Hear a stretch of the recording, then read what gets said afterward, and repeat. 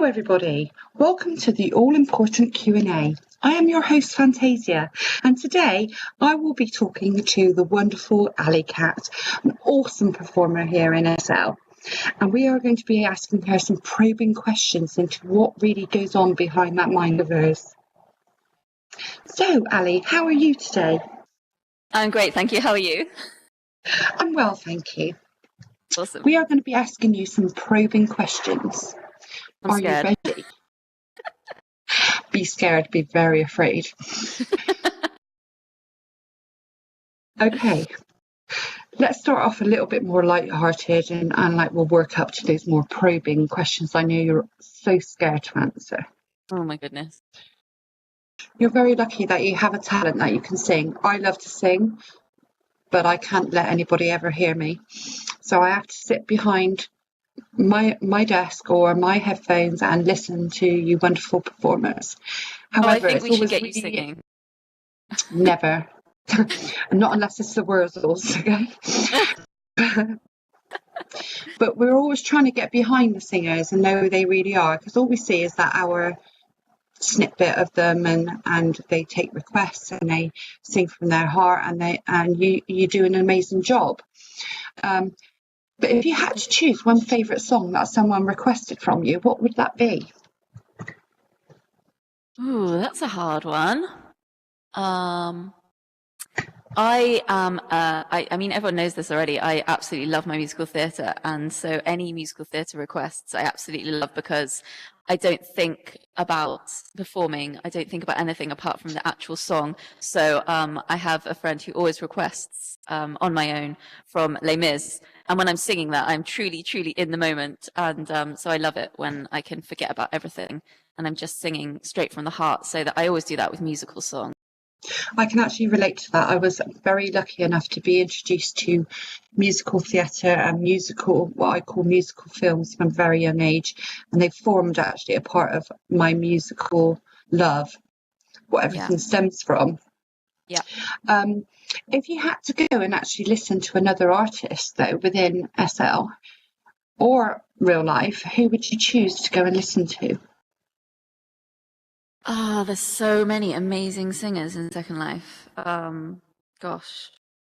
I think, well, one of my all-time faves is obviously Luciano Lionheart, a very dear friend. But since he's away at the moment, someone I always try and make time to see is Zach Cale, who I know he loves as well, who is the most amazing pianist and singer.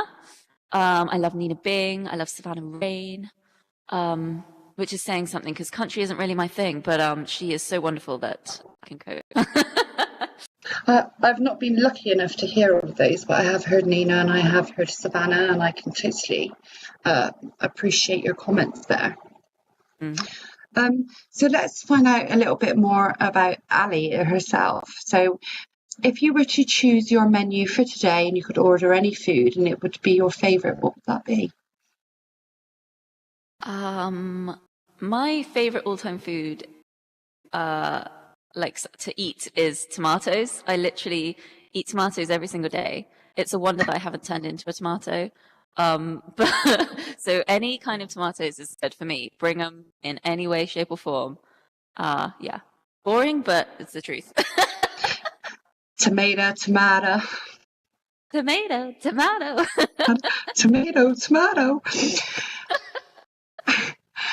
And also, we're going to go a little bit deeper right now, and then we'll maybe go a little bit lighter. But what would you say is your strongest quality that you have, either as a performer or as a person, and how those two can merge into one?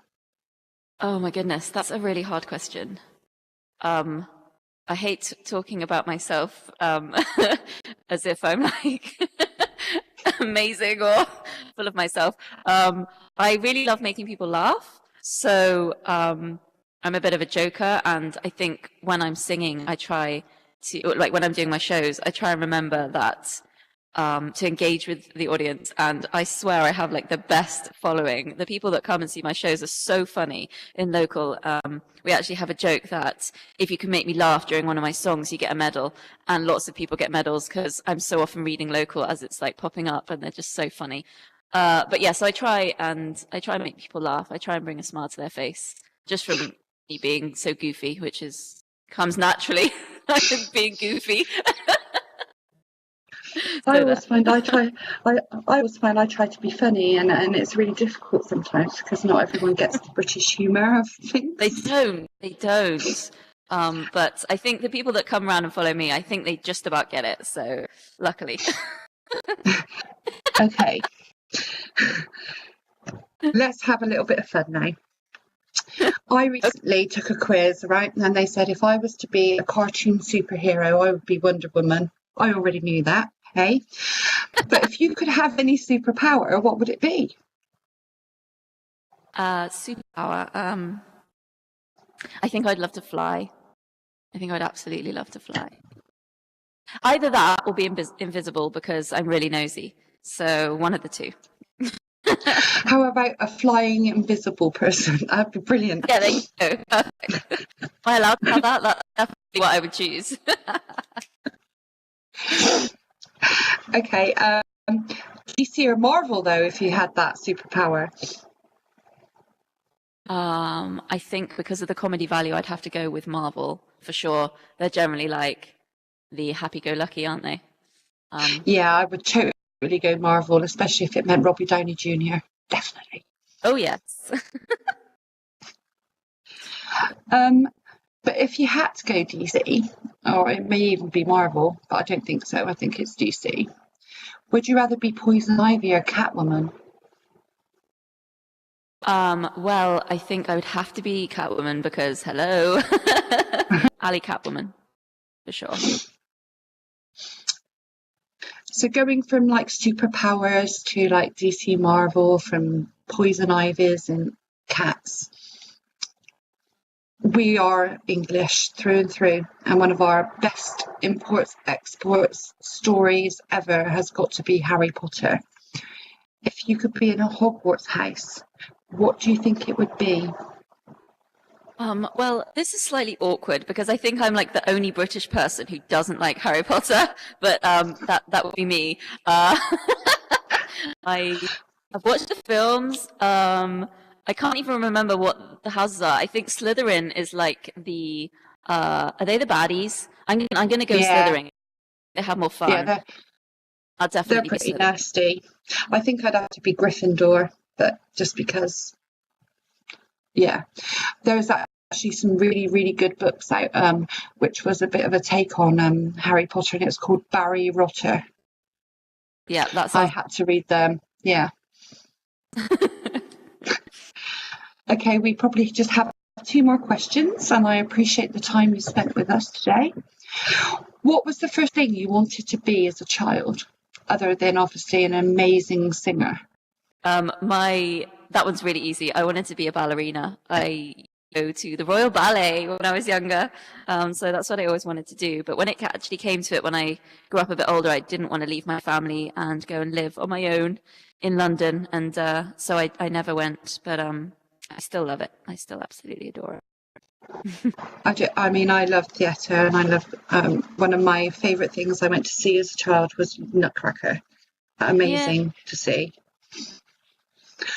Okay, last and final question, and to end the interviews of all interviews, what came first, the chicken or the egg?